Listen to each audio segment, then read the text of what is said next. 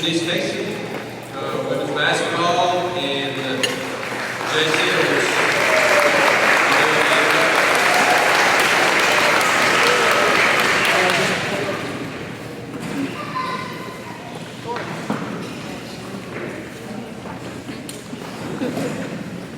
Good evening. I want to thank Coach Wyatt and the rest of the Hall of Fame committee for putting this on. I'd like to thank Shanice for allowing me to introduce her and make one of her first events. My first memory of Shanice was in middle schooler at Single Middle. Coach Bush and I kept hearing about this great athlete that played on the girls' basketball team. We heard great stories about how quick she was, how great a passer she was, and how well she understood the game. I also heard stories from a good friend of mine that worked there about how he has never seen someone miss so many layups. In fact, I've heard from some pretty good sources that after she left, they had to replace all of the backboards from the damage that she caused. Shortly after arriving here, it was pretty obvious that we were going to be blessed with a special talent for the next 4 years. I recall playing in the Camp JV game without her at MTSU the summer before her freshman year. We ended up getting beat by about 60 points. I think we scored 8 points the whole game.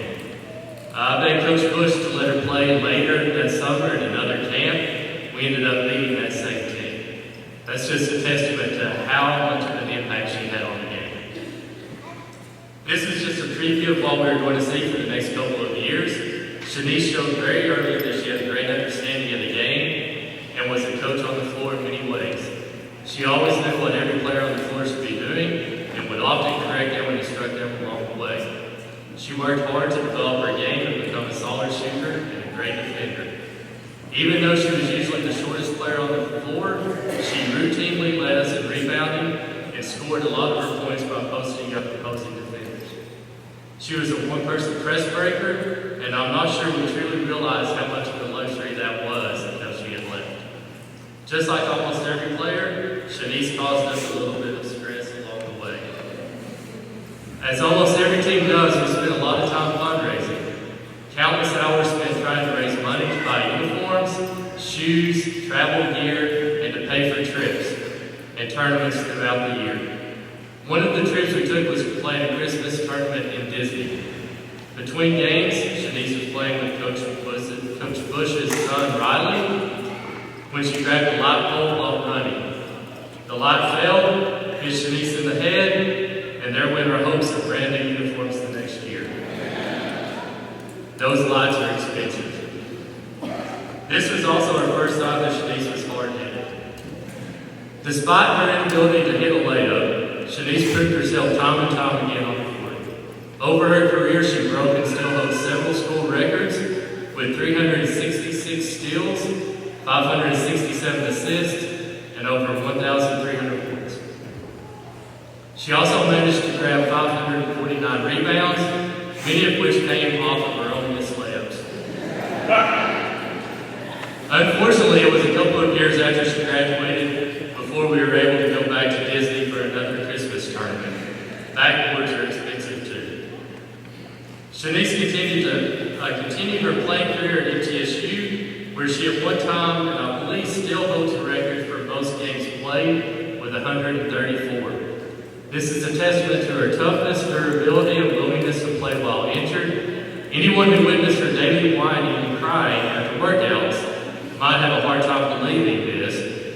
However, I found it on the internet, so it must be true. While at MTSU, Shanice totaled 484 rebounds, 416 assists, 242 steals, and 788 points.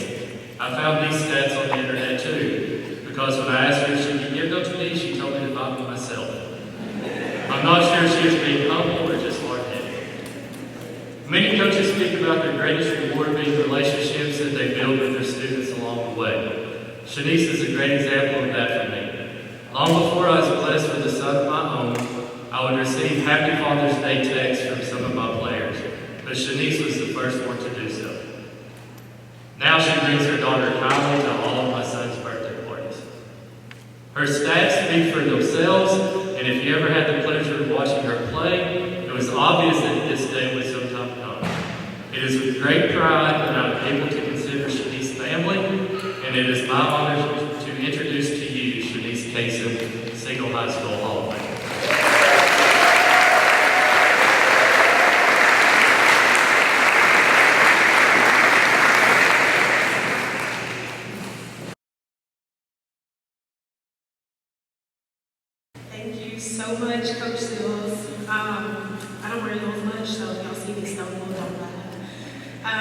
But I'm just so honored for this opportunity. I could have done it without my coaches and my family. There's a lot of support here for me tonight that supported me from middle school, high school, all the way through college, and they're still supporting me, and it's carried over to my daughter as well, so I really appreciate it. Thank you to the staff, Coach Wyatt, you did a great job of assembling this. This is such an honor. I'm overwhelmed, honestly, because I get to share it with TJ, who is no longer here with us anymore. Come on.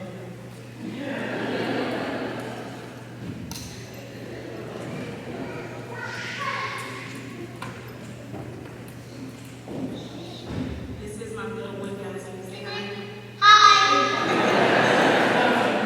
I'm just so excited and thankful for this opportunity, like I said. But I love this school. I gave so much to the school, so many tears, so much whining, so many mistakes as well. But I can never get back the memories that I shared with all of my coaches, all of my teammates, and all of my family. So just thank you all so much for this opportunity.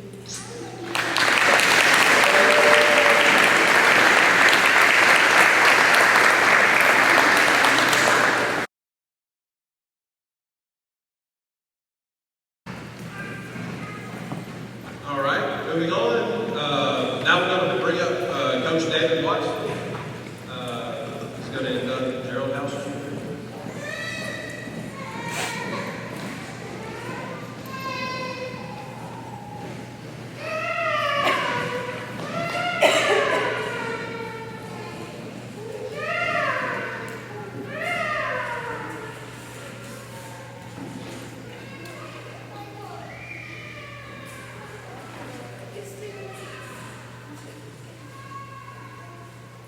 Don't get real nervous till you get up here. But first off, here tonight, that I'm humbled, honored, and extremely grateful to have the opportunity to speak about Gerald House Jr. GJ, as we all know him better. And I'm I want to express that I'm really sincere in my remarks. I think a lot of times we say things and people don't, I don't know that people understand the sincerity that we speak with, but I want to thank Coach Wyatt for inviting me to do this, Mr. Creasy, and the administration at Siegel High School, and just I want to thank all you people for being here and celebrating this. I first want to say that speaking about Gerald and his accomplishments is not easy for me. I want to be sure to highlight GJ, and I want to honor GJ. But I must admit, there's still a lot of pain and anguish over not having GJ here with us in the physical presence. However, I do have a lot of comfort in knowing that, man, he's watching. He's happy, and he's proud. And I know him, and I know he would want us to all be happy and celebrate. So in trying to come up with an idea, a speech, or what to say, I kind of decided to let other people speak about GJ and his accomplishments, so you can kind of see his impact on others. And one of the things that I did in kind of trying to come up with this is I just, Hall of Fame, what does that mean? So like everybody else, I got on Google. And I Googled Hall of Fame, and it says, a structure housing memorials to famous or illustrious individuals, usually chosen by a group of electors, or a group of individuals in a particular category who have been selected as particularly illustrious. Well, we all have different ideas of what Hall of Fame means. Famous, illustrious. I think GJ would say, Coach, I'm not famous or illustrious. I'm just a guy who loves others, wants to be a great teammate, and I want to help us win. And that's what set GJ apart to me. When I think of GJ, of course, his physical stature, his on-the-field accomplishments, they're easy to see. As a junior and senior, he rushed for over 1,000 yards both years. He led us to the playoffs for the first time in 2008, and he was an all-region selection both years, all-county, numerous accolades. He went on to attend Northeast Oklahoma Junior College and later Georgia State University. He was team captain at both those places. Those places loved Gerald House. They adored him.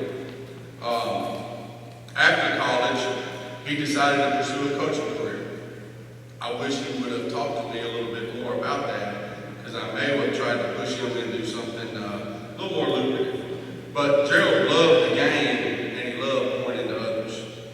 He was a grinder. He moved around the Southeast coaching at various colleges, and he worked his way back to being a running backs coach at Tennessee Tech in Cookeville, Tennessee, his dream job, close to his family and his friends.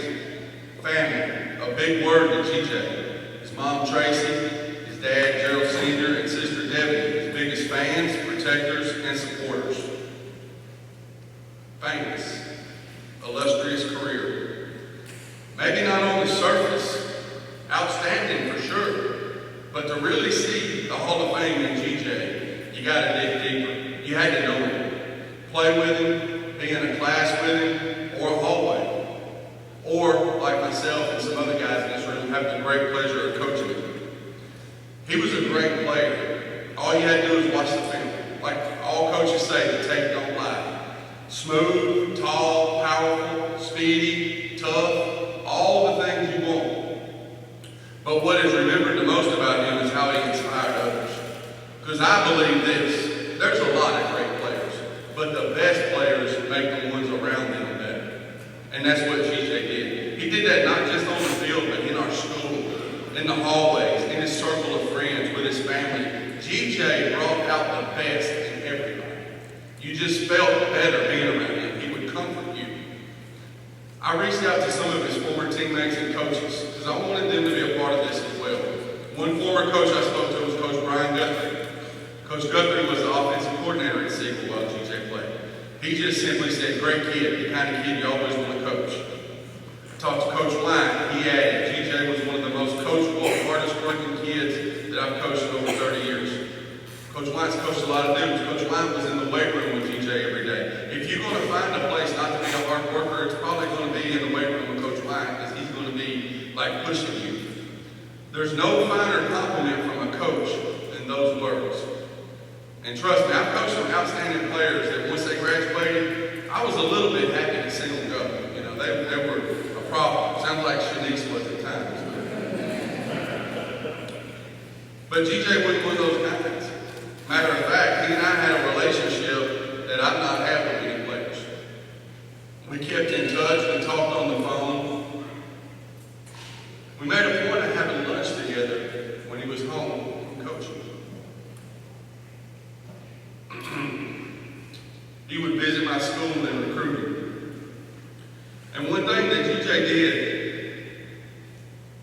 that I'll forever be indebted to him is when I had obstacles in my life. GJ, some 20 to 25 years younger than me, he was a sounding board. He would help me through some tough times. I mean, what a guy, you know. And I hope that I helped him the same as he did me. You know, GJ and I had spoken 2 days before his passing about the possibility of coaching together one day. It was something we both thought would be exciting and gratifying because we shared a vision of trying to make a difference in kids' lives. Again, famous, illustrious, you know, to me, great teammate, leader by example. I spoke with another former teammate of his, DJ Garner. DJ was a defensive back and wide receiver for us. And he was a childhood friend of Gerald's as well. And DJ expressed these thoughts to me, and I'm going to quote him.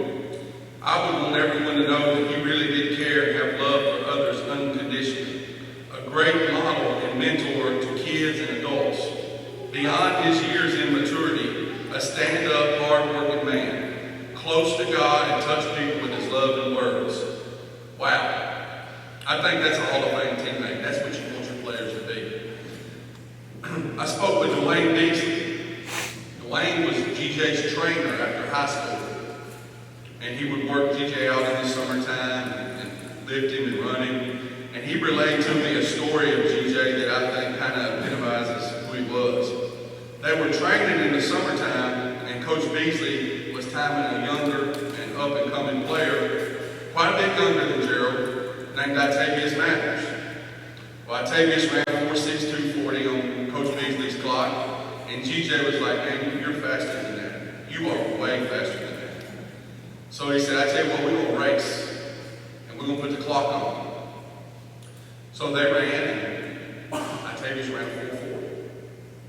He said GJ told him, I told you that the only person who's holding you back is you. You was holding yourself back, and now you turned it loose, and you see what you can do when you don't hold yourself back. Octavius and GJ became great friends, trained together even after GJ was done playing, and Octavius was working his way through the college ranks. Staley Haynes was another former teammate I reached out to. Staley was a fullback for us and played in the backfield alongside of GJ. And Staley said, and you know, if you knew Staley, you're gonna believe exactly what he said. I can't remember all the great games and TD runs we had. That's not surprising to Staley. But the memory of his character, leadership, and passion for the game will never fade. In all my years of playing football, I never met a more hardworking, humble, non-attention-seeking star player. He always put his teammates before himself and lifted others up with compliments and positivity. GJ will never be forgotten and will be remembered as a great man and football player.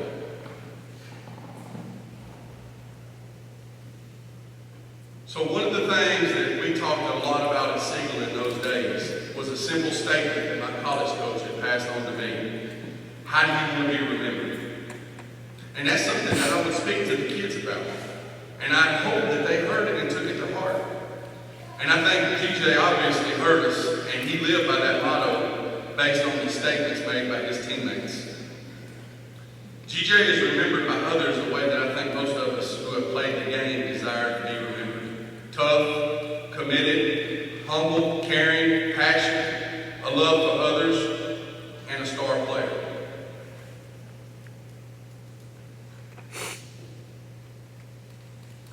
So I think there's one final thing that we can add to Gerald's memory. And I'm proud to be able to say this label and introduce him to you as Gerald G.J. House, Siegel High School 2022 Hall of Famer.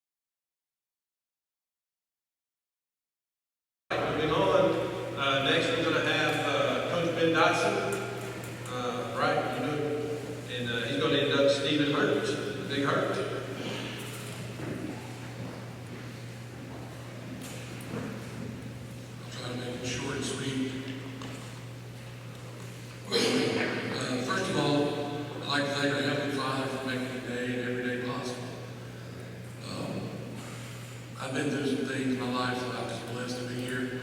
I'm going to try to get through this without crying. I haven't been through one yet, so just bear with me. I thought him not being here would be easier, but I'm going to try to get through it. So, also I'd like to thank Mr. Creasy, administration, for allowing this evening to happen. It's awesome. The selection committee, you couldn't have picked a better group in for this year. You did an outstanding job. What an honor for me to be here, able to speak to you guys and introduce you to Stephen Hurt. Most people around here just call him the Big Hurt. I don't think I ever called him Steve, to be honest with you. Maybe one time when I was yelling at him and he didn't respond, so it just went to Big Hurt. But it just kind of seems weird to me tonight to be introducing to somebody who's not here. People may ask, where is he? He is at, I'll probably say this wrong. He's overseas.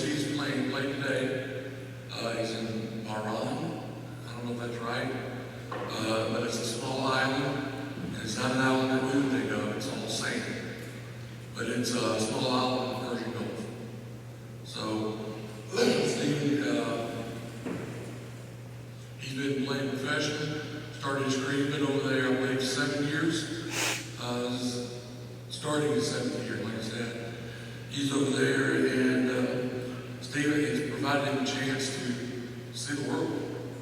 And I can remember, I told him I wasn't going to say it, but I got to now. We played in a tournament in Hawaii. I don't think Stephen ever been on an airplane, probably never been out of Tennessee. So we're flying over the ocean, and Stephen's sitting by the window. Why? I have no idea. He was 6'11" then, crowded. But he just kept looking out the window. Like, when are we going to see land? His fingernails were dug in the armrest. He was nervous. All right, but now, here he is flying everywhere, across seas. Stephen's played, I think he started in Finland. I'm going to probably chop the order up, but I know he started in Finland. He's been to Poland, Slovenia, I probably chop that up, Qatar, Indonesia, Turkey, Japan. And his parents told me tonight, they said Japan, and it's hard for me to believe, was the worst snow place he'd ever been to. It's kind of hard to imagine Japan having snow, but I'm sure they get it. But it's just a prestigious honor for Stephen and his family. He'll always be a member of Seal High School. He'll always be on these walls, and it's just so prestigious for him, and an honor for me to have the blessing to have coached him, to be around him as a person, and got to know him as a man. While Stephen was a part of 3 years, and 3 seasons, Stephen's overall record was 82-15. Pretty good. One thing he didn't do was win a ring. He made his junior senior year back-to-back state tournament appearance with one Final Four showing. In his senior year, he wanted me to make sure everybody knew that he was hurt a lot. Bad back, he fell. I think he hurt his back falling on some ice. But we finished with a 32-2 mark that year. Stephen wanted to play. Sorry. In his senior year, we could be honored. We won 21 of our last 22 games. Stephen was all, I mean, I could go through all his accolades. Whatever you think of, he did it. He was all everything. He was on the prevent squad that year. As he got more into college, he got more serious about his game. He knew that's what he wanted to do for a living. He told me as a child, he wanted to get paid playing basketball. I'm jealous of all his travel and all the traveling he's getting to do. Right after Stephen signed a basketball scholarship to go to Lipscomb. I think then there's still David Lipscomb. Older people know he's David Lipscomb. Stayed there for a year. While he was there, he made all freshman team, freshman of the year, just unheard of. He made all first team for the varsity guys, their older guys as well. Got him wanted a different change, went to Florida for a year. Down to Destin, it sounds bad, I know. But he played there for a year. Absolutely loved it. Wherever Stephen's been, he's made people better. He's made basketball. The basketball team better, made me better. And this part of his life, to this day, I don't understand. He was being recruited by almost every school in America. Of all the places, he decided that was the best fit for him was Manhattan, Kansas. I couldn't tell you how to get there. But to play for Kansas State, he had a great career there. He started working on his game every day. More importantly, if you guys knew Stephen, he's about half the size he was back then. Got serious about his body, got serious about his game. And if you look at him now,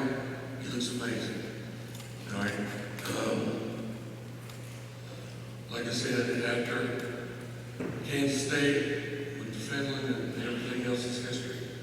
I know today his parents had the pleasure of watching on the internet, I guess, or TV. But Stephen, when they were down to 2, coming out the last 20, 30 seconds, Stephen had, we used to call him, had a little person. They didn't throw the ball. They lost by 2. So needless to say, Stephen was in a great mood today. But his parents are here to accept this award. Mr. and Mrs. Hurd, again, thank you for the honor. To introduce Steve without any further delay. And he's got a little shout out he's at there, right?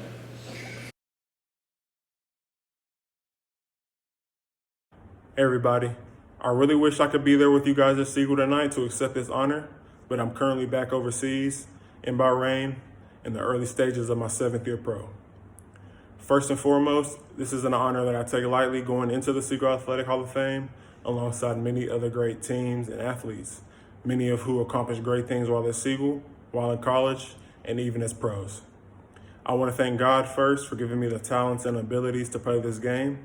Secondly, I want to thank my parents for giving me the life skills I needed, as well as on-court skills to get to this point in life. I want to thank my sister.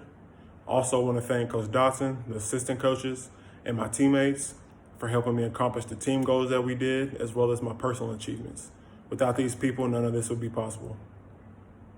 I'm very grateful for my time at Siegel, as I had a great time there in my 4 years. It definitely gave me the base I needed to become the pro athlete that I always dreamed of, and I'm very grateful to still be able to be living this dream. I'll always be proud to be a star. Go Siegel. All right, now we're going to have Coach Phil Young come up and induct Victoria Siegel.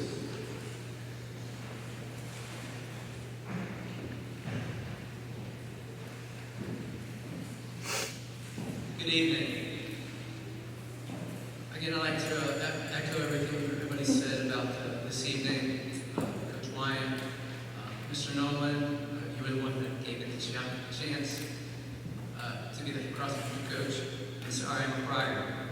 If anybody's been to a cross-country banquet, they know I'm a crier. You've heard me cry multiple times. It's just who I am. I have a lot of passion and a lot of caring. And Mr. Creasy, also thank you for all your support. It's my pleasure to have the opportunity to have known Victoria Simmons as a team member and now a friend for almost 10 years. When I first met her at summer training in 2013, she showed up as an accomplished swimmer who would use running as a way to train for swimming.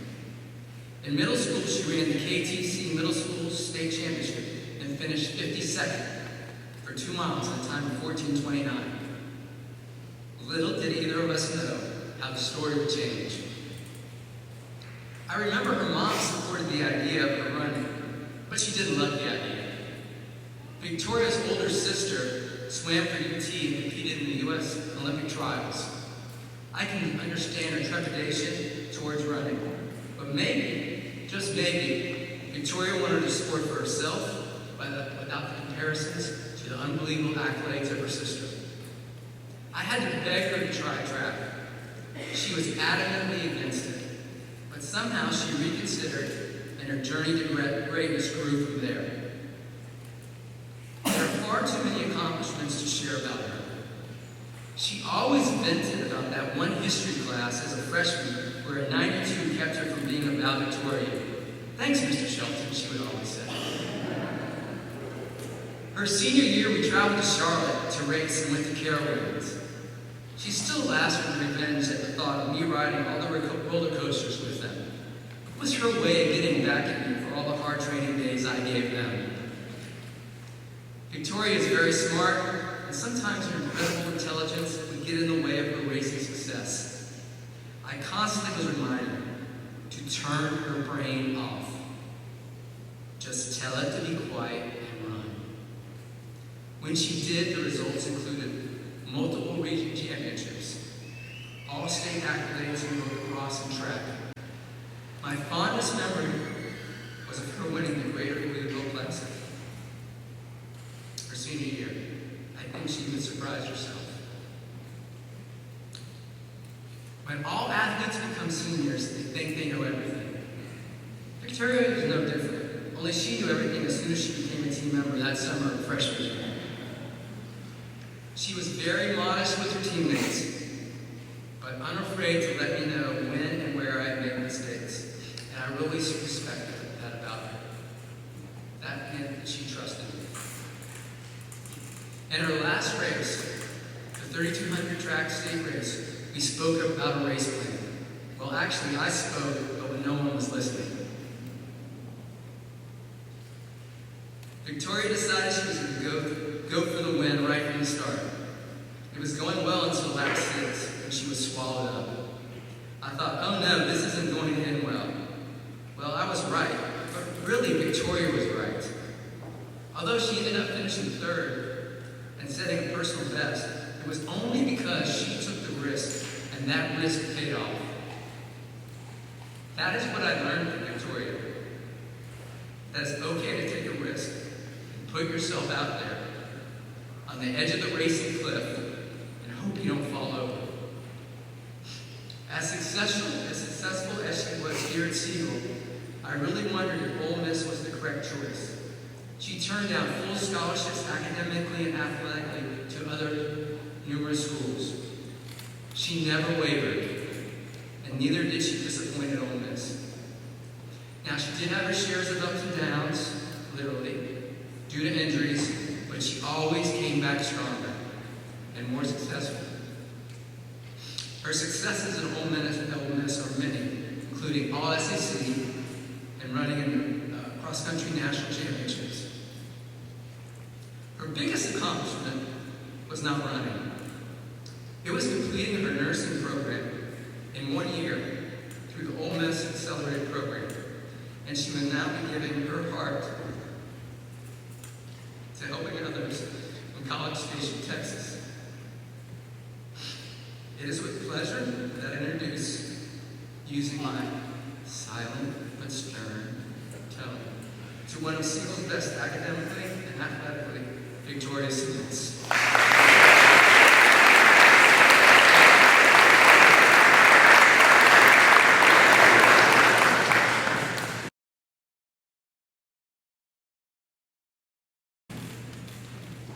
He's a crier. Well, I am also a crier, so bear with me. First, I'd just like to say that it's an honor to be here amongst so many accomplished athletes, and just it's been great to see so many familiar faces, whether you were a teacher of mine, or to see some old teammates here as well, or whether it was just a face in the hallway that said good luck or congratulations or what have you. I don't know if I told you that, but I am very appreciative of it. And I'm especially appreciative to Coach Young, who, without whom I wouldn't be the successful runner that I am, or was. I kind of consider myself more of a hobby jogger now. But regardless, I have a lot of memories of these hallways, and I'm very thankful to be back, and very thankful to be a part of this Hall of Fame class.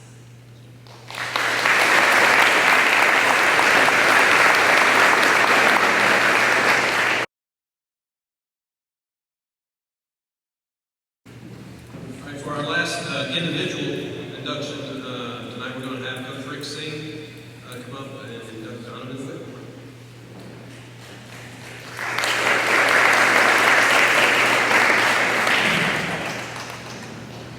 Good evening. There's a lot of great athletes out here and great families. Donovan Whitmore was in the last group of kids that I coached. This is a little bit emotional. I found out there is a link in a lot of my great athletes and his family and friends. They celebrate their family and they celebrate their friends. Donovan never ceased to amaze me at track meets when he would win regionals, when he would win districts, when he would win sectionals, when he won state. He would celebrate the team before he celebrated himself. He's all heart. And there's very few athletes, President of the company excluded, that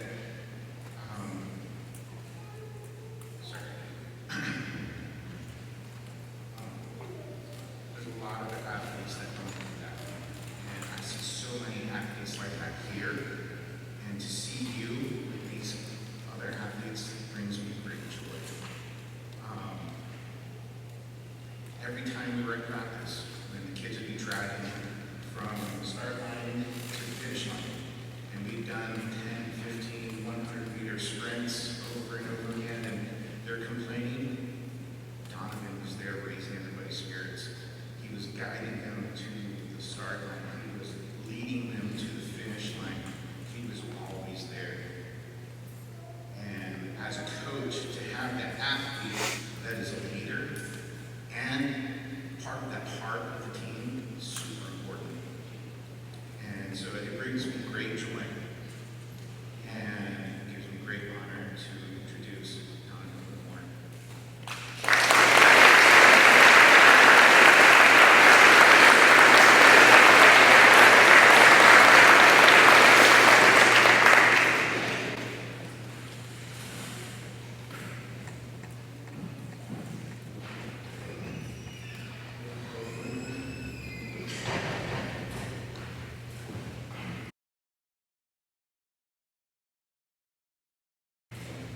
I don't have anything prepared today, but it's an honor to be inducted into the Hall of Fame for 2017. And Coach C was a really good coach for me. I didn't really know how to run with Warren. He taught me how the blocks, how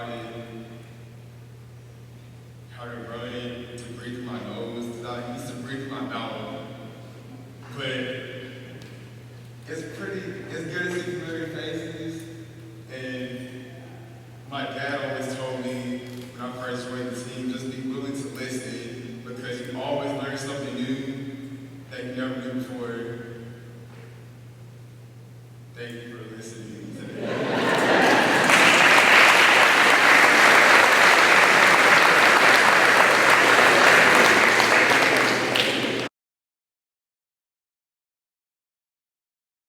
All right. So now we have two teams to induct, and I'm happy to say that I get to induct the 2016 baseball team. So I'm introducing myself. And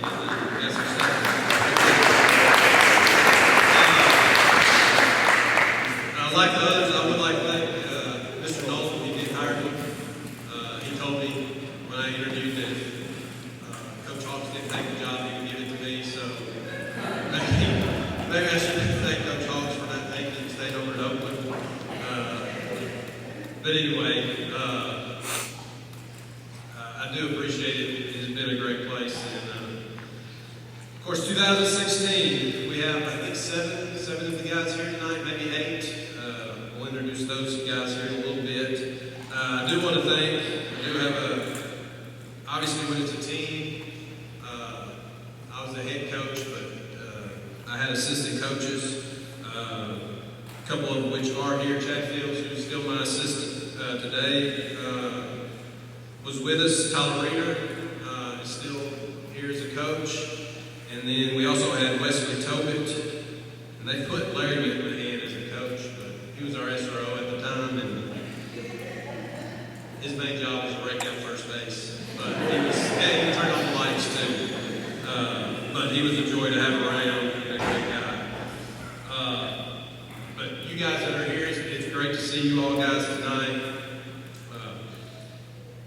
You have a team that wins a state championship. There's a lot of things that have to come together. It just doesn't happen a lot. I've been coaching for 26 years now. I've been lucky enough to have 2. We can't all be Coach Young and have them every other year, it seems like. But here are some of the things I wrote down that it takes. Obviously, we had some talent. You don't win a state championship without putting talented players out there. We had some great leadership with our seniors that year. It makes a huge difference. Wasn't a lot of them, but they were great leaders. The team had a great work ethic through the weight room, preseason, all the way through. They have a competitive spirit. They get out there and they want to get after some people. Had a family atmosphere. In fact, on our state championship rings, that's the word family is on the side of the ring. I believe that's what they would, 1, 2, 3 family every day. They were very coachable, and they make big time plays in big situations. And I'm going to try to go through, but there's only 7 of them here. Now we do have a couple not here, whose parents are here, but CJ Murray's here tonight. State championship game, he started a double relay. We threw a guy at the plate. We ended up winning the game by 1 run. I'm yelling, go the ball to third the whole time. And Benefield turned and swung it home. And Alex, we got the guy at the plate. Alex was our catcher. He actually closed out the semifinal game on the mound that we won in extra innings. But he was going into the Air Force Academy, and at the very first of the district tournament, he was having to go through his vaccinations, and then he had a bad person. They hit something in his arm, and he had a dead arm for 2 or 3 weeks and fought through it. Riker here hit the game-winning home run in the sectional game. I can remember that moment. The wind had been blowing in the whole game, and Riker was coming up. I guess it was the 7th. I don't know if I can't remember if it went extra innings or if it was the 7th. And the wind just changed a little bit. And there's actually a video of somebody, I don't know who it is, that was on Twitter that says, "Here comes the danger in the next pitch." Walked us off. Middleton, Jordan here in that same, the semifinal game, something that never happens in high school baseball. We give up the bottom of the 7th, we went out away from going to the state championship. I decided to let us pitch to their best player, which was a mistake. He gets a base hit. We don't throw the guy out at the plate, but what Jordan does is he cuts the ball off and throws the guy out at second so that we do not have to face the next hitter and possibly give up a game-winning hit. Came in and scored in the top of the 8th, and then Alex helped in the bottom of the 8th. And we moved on. Matt McCurry, state championship game, gets us rolling with a bases clearing triple. This bases loaded. Once again, we ended up winning that game 9-8. Mike Montoya, who was a sophomore at the time, he was a late season call-up, I believe, to help out in the bullpen, and he did a great job. And you talk about something that's important in a baseball team is that catcher down in the bullpen, getting our pitchers ready. And then we got Jacob Key here tonight, who ended up being, he was in the finals for this, what's it called, Tennessee Player of the Year. He didn't win it, but what he did, and Mr. Parker, I saw Mr. Parker, I still remember this. Bottom of the 7th, Jacob had 1 inning in it. We called him in out of the pen. I didn't watch us at bat that whole time.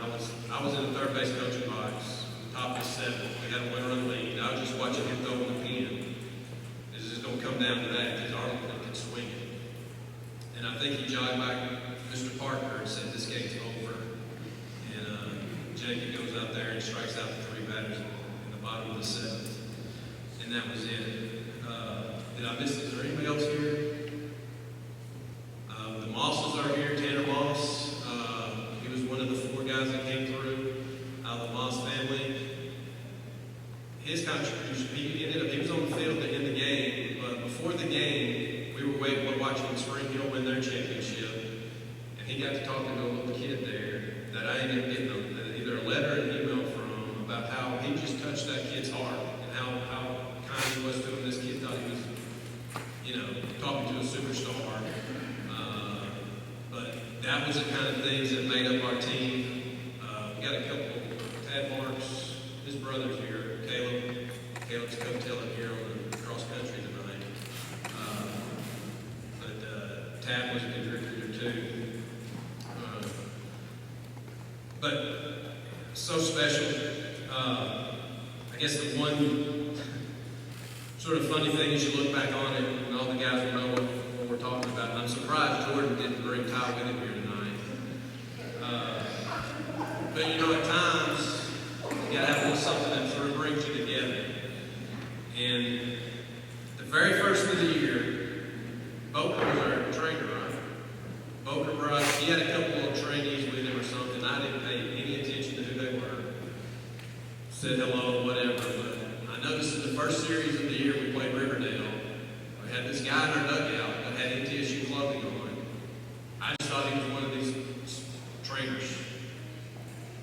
didn't pay any bit of attention. We went 3 or 4 games. We finally, I guess we swept Riverdale. I know we went through the Grand Slam tournament, whatever, but we played Oakland. I think in the second game we got beat by Oakland.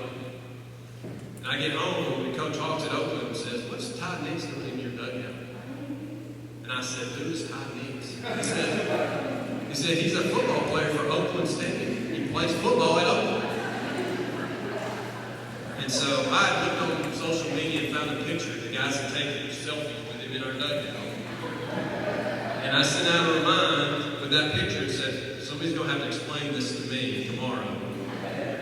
And so it's kind of funny. I was waiting in the field house that day, and they started trickling in. You can see they were kind of quiet. And we lost Oakland. Did I say we lost Oakland that night before? So, but anyway, I probably went on. That was probably my greatest. 26 years of coaching. That might have been my greatest tirade. I don't know if I went off on a team any more than I did for I don't know how long it lasted. It is hilarious now to me. And I think after that I go and look on our, we got this game changer where we do all our stuff on the computer. And they guys have put him on our roster. So anyway, I think what it did is, I don't know, maybe it didn't, but I think they got from that how serious I was about how good we could be. Because you can see it, when you got a team at this caliber, you never know in a team sport like that, yeah, we can go out and win a state championship. But you know you can get there, get a shot, and I don't know if that solidified us. We've all got something we can look back and laugh on now about that. But we didn't lose many more district games after that. I think we were, Stewart's Creek ended up in the Final Four that year, and I think we were 5-0 against them. And then, I still think we're the only team to do this. In the state tournament that year, we got beat by Summit. Actually, Summit beat us on our last game of the year, and then they beat us in the first game of the state tournament 7-2. Wasn't really even close. So we went home that night, and our road was we were going to win 5 games in 3 days. So we came out the next day, and we were down 3-2, I think, in the bottom of the 7th. I think Riker and Midfield hit back-to-back doubles, and then Jordan hit a flare that scored the winning run. We ended up coming back. I mean, we're 3 outs from elimination in game 2, and just being sort of show up and go home. But we won that, came back that night, beat Sevier County 10-0. Then the next day, we had to turn around and beat Summit. We're beating them twice. And high scoring game the first game, got through it. And then we won that game. Carson Simmons started the second game, hadn't thrown a whole lot. I think I looked back, he'd thrown maybe 12 or 13 innings all year. And he throws a gem. I mean, shuts them down. They threw, McElvain, who was Vanderbilt's #1 this year. And I look back on it, we had to beat Summit that last game, and we had to turn around and beat Arlington the next day. And if you looked at the 2 pitchers they threw, going into those 2 games, they were combined 23-0. I think the guy at Arlington was 13-0, and I believe McElvain was 10-0 or 11-0. And we're having to throw guys. We've already thrown everybody at least in the state tournament. And we had guys step up, come in and throw. We got the big lead. I think we're up 9-1 and hung on. We got a big double play. But that's how all it went down. It's such a special time. I had been a part of one in 2002. And it's so special as a coach to know what it takes to get there and to do that, and then to see your players enjoy it. And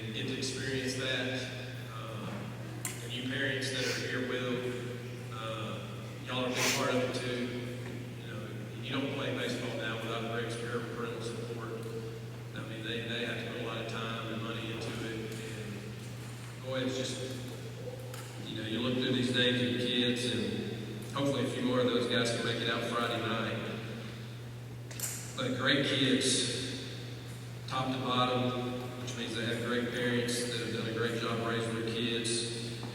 And I don't know what else to say other than I was blessed to coach those guys. Thank y'all for letting me be your coach. And, you know, what I've always said, I learned this from Coach Peterson when he was at middle, is coaches don't ever win a game. We can lose them, but we don't ever win them. Players win games. And, you know, to have a team that gets to stand there and get a win on the last day is something special. So we want to, these guys don't come up. So you guys that are here, y'all come on up. Let's get a picture.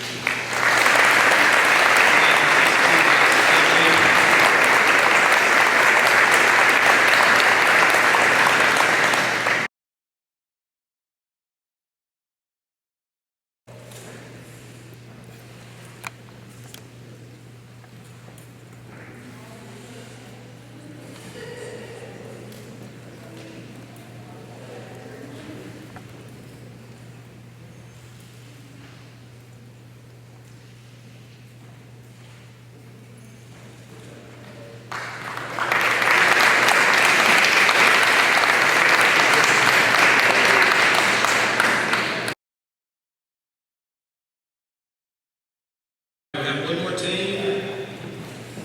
No surprise, it's going to be Coach Young.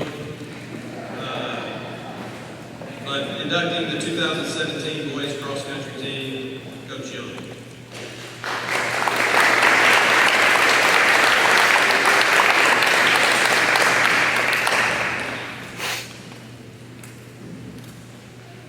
I'd like to do mine a little differently. I'm a member of the team. I'm not the head coach. So I would like all the team members and our coaching staff that are here to please come up and be up here on the stage with us while we're doing this, because it's all because of you.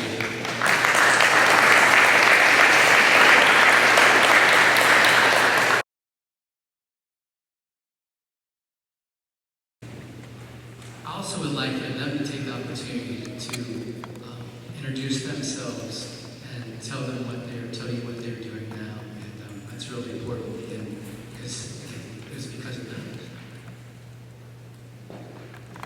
Thank you all for coming out. My name is Jacob Wiggin, and currently I am a junior at the University of Tennessee Chattanooga with plans to become a physical therapist.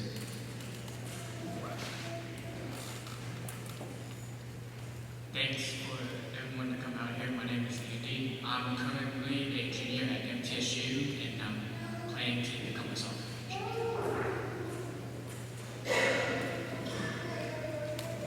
My name is Tucker Moss. I'm a sophomore here at MTSU, and I'm majoring in concrete management. My name is Caleb Marks. I am a sophomore at Tribeca Nazarene University, and I play baseball.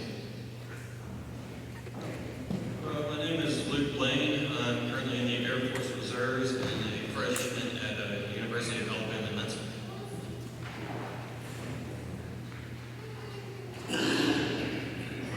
My name is Dawson Reed. I'm a fifth year at Milligan University, and I'm currently writing my 6 years of eligibility in college athletics.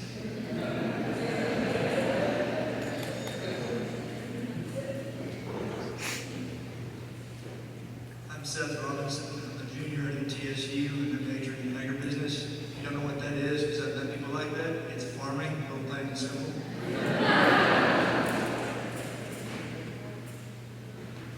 And a couple other that I'd like to introduce. I was very fortunate to have coaching staff, Megan Espardo and Tricia. And I unfortunately had to hear about her being married, and I'd like them to come up here also.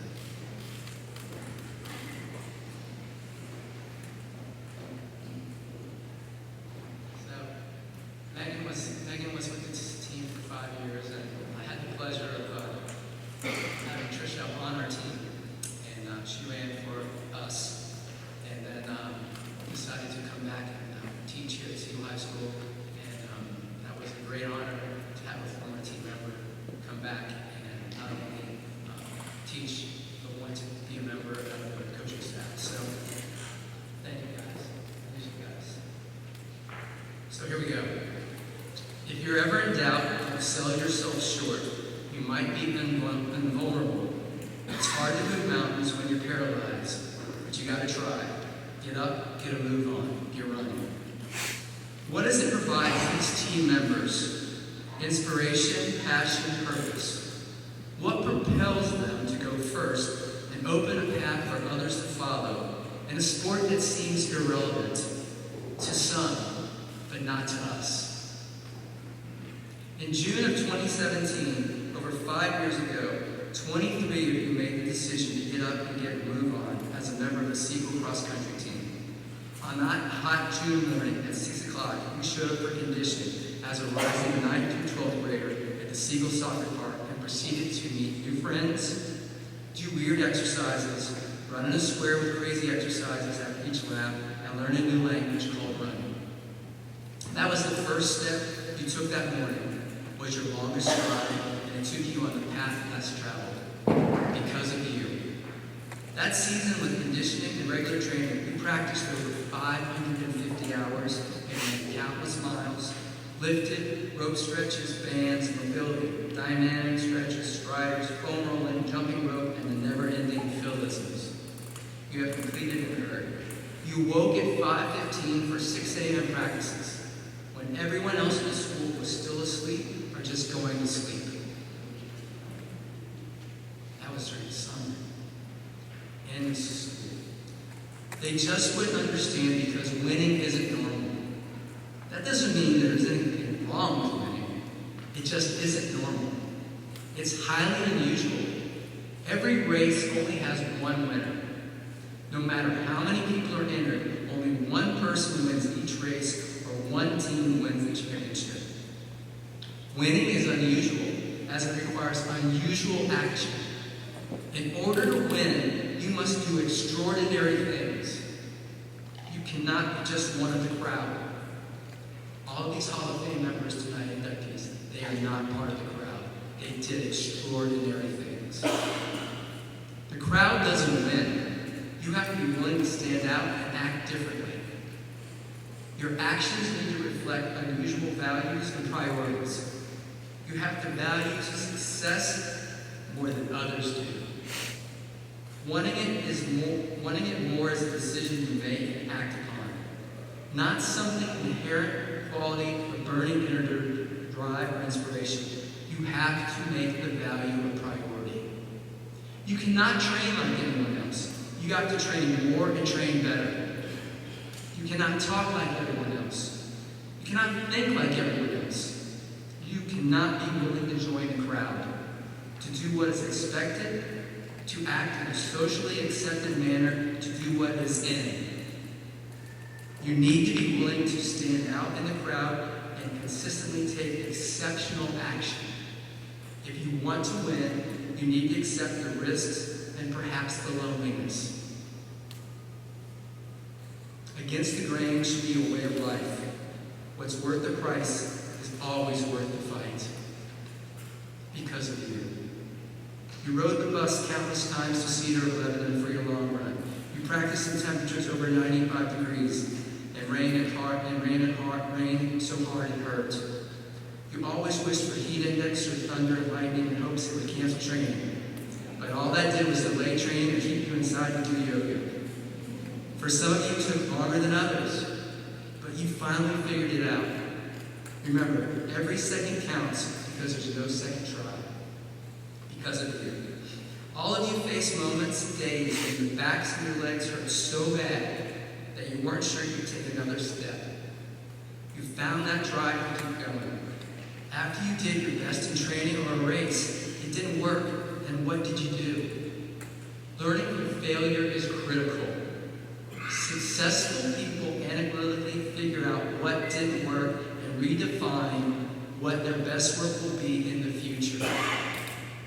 And they get back to work. Was the destination worth the journey? Was the effort worth the reward? Effort is its own reward if you allow it to be, because of you. Yes, you ran hundreds of miles to condition our body to run faster. You learned how to run uphills and downhills. We prepared our bodies and minds for all types of weathers and terrains. We tested ourselves in training and in races. We did countless lunges, band walks, rope stretch, foam rolling, and lifting. What price are you willing to pay to help our team and you individually reach our goal for the region and the state race? This was our talk. There definitely is a price to pay, not in money, but in pain. How bad are you willing to make it hurt during the race to reach your goal? These are decisions that need to be made now and as part of our race preparation. Often your greatest competitor is your own lack of preparation because of you. Don't focus on the past and don't look to the future. Focus on the now. Success, rewards, accolades, fame, and fortune are merely byproducts for those who can seize the moment, not those who look beyond it. Ironically, to enjoy success, you must not focus on it. Rather, you must focus on the process that produces success. The moment is really all you have, and when you engage and become one with it, you can soar to new heights. When the spotlight is on you, don't worry, don't fear, and don't think.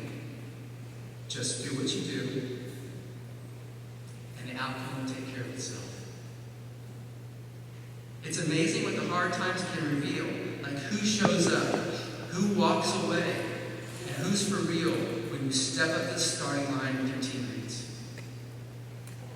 While winning a boys' state championship did and is still providing an exhilaration unlike anything cross-country had experienced as a team before, I have reflected and realized almost 5 years later that each part of that season's journey has been special. Arriving at the top of the destination was amazing, yes, but no more special than the moments we experienced along the way. This team has been successful all year long, and it cannot be measured by the number of trophies we have won. We learned to work hard, be consistent, think, and speak positively. We had fun, and we persevered through discomfort, pain, and injury. We overcame challenges and setbacks along the way. We held our heads high in the face of defeat, and we won with dignity in class. Congratulations on the job well done. Some accolades may have come your way, but do not judge your success by the number of pats you get on the back, or be disappointed if you do not receive it. I hope you gain your satisfaction as you look back on that journey. Seize the moment you are in. Life is a journey. Enjoy every bit of it.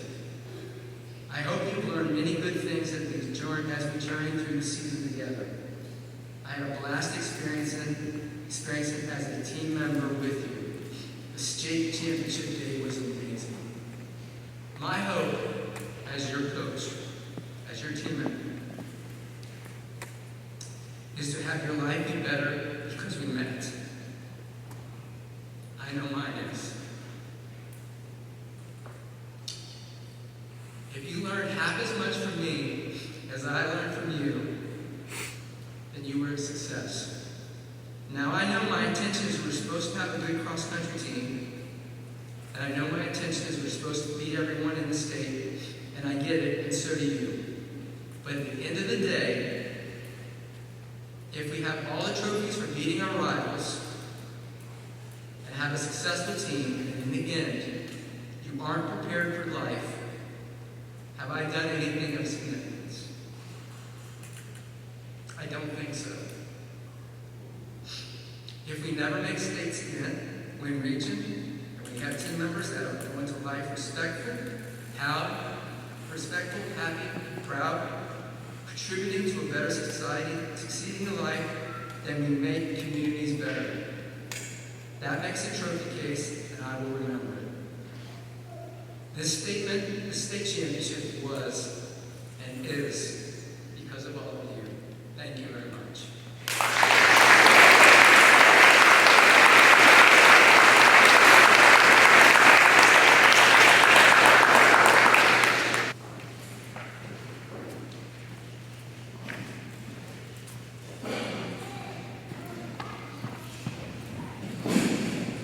If you're a parent, you never thought that your coach is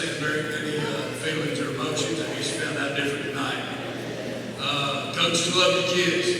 They spend more time with your kids than they do their own families a lot of times. And tonight's pretty evident right there.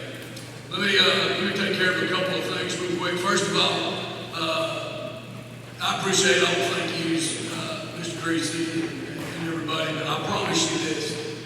All I did was make phone calls. All this that's done is done by a lot of people. I know this. All I got to do is ask Coach Revis, will you be on MC? Yeah, I got it, Coach. I don't have to worry about that. Same thing with Chad and Travis in the back. I know they're going to be here year in and year out, and they're going to do things for me, and I can't tell them how much I appreciate it.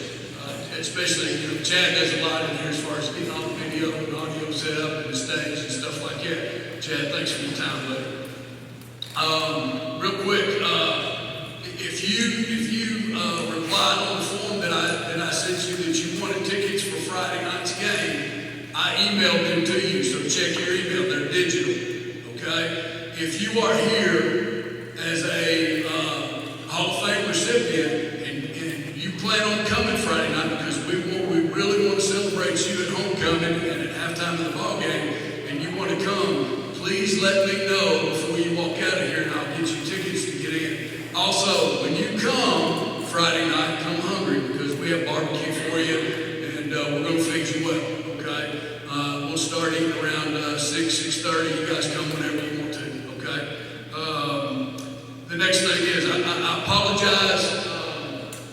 We have a banner for you guys, but just the shortages and getting things in, the logistics of things right now, man, I apologize. I promise you, I'll do this. I'll take a picture and I'll send it to you guys when I get it up, okay? It's supposed to be hanging there. All the photos from tonight and the video that we're shooting will be online. You can check it out on our athletic website at singlestars.com. So you parents that are looking for photos, you're going to get photos tonight of tonight. They'll probably be up by early next week. It'll take a little while to do that. Okay. I want to thank the Hall of Fame committee. You guys do a great job. I think this is our 4th class, and I think we've put in 4 incredibly good classes. We're very fortunate in a school that's only been around for 20 years now. The amount of athletes that have come out here, and this room is full of a lot of them. Mr. Creasy, thank you for letting me, you just give me the reins and let me go. I can't tell you how much I appreciate that out of you. Ms. Collier, who's not here, does an unbelievable job. What about our meal tonight by our culinary office? These guys do a great job. Honestly, I was really nervous about it when we started, but I'm really happy now. So, Ms. Potts, thank you guys and your folks for taking pictures for us tonight. All of the Siegel High School coaches that are here tonight, please stand up. If you're president, if you're a Siegel High School coach, stand up, please. Thank you guys for being here. There's a lot, not just today, but I think there's a lot that you care about our kids and in our program here. In closing, I want to say a couple of things because I know everybody's ready to get the heck out of here, so am I. In this gym, there's a lot of banners. There's a lot of numbers up there. There's a lot of region, a lot of district, a lot of state championships up there. Those banners hang because of you. And they'll always be in our gym. And anytime that you walk in here, you'll be able to point up there and you'll be able to say, hey, I did that. I was a part of that. I was proud to be a part of that. What lives on in our high school is your legacy here. The relationships that you form, especially with your coaches. If you don't think your coaches loved you tonight, man, I don't know what else I can do for you. You would, I guess. And the memories that you made here, those are important. Guys, we still tell stories about you. Believe it or not, we still tell stories about you in the hallways. About everybody that's been here, the 16 team, the 17 team, all you individuals, we get to tell great stories about what great kids you were, how coachable you were, and those types of things. Athletics is important, and you guys are starting to get to the age to where you're going to have children, and you're going to have families of your own. And remember this, what did you get out of athletics? Well, I hope you got teamwork, you learned perseverance, you learned discipline. hard work, cooperation, all things that are lacking in our society today, things that we need now more than we ever need. And being an athlete, you get to carry those things on. I know these things are true, and I know they're true with all 4 classes that we have up here. I know that you guys have learned those things, and here's why I know this.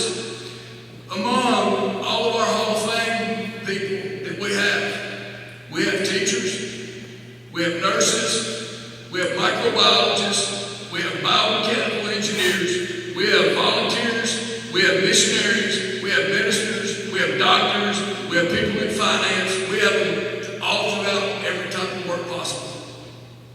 And all of those things, I think, are based in athletics and what you learn out of athletics. I hope so anyway. Congratulations to all you guys. Your stories and achievements, like I said, will always be talked about here. You're always welcome at Hinckley Central High School. You're always welcome here. You guys make us, and years ago, when I was a football coach, we struggled. You guys were here a lot when we struggled. Some of you guys were here.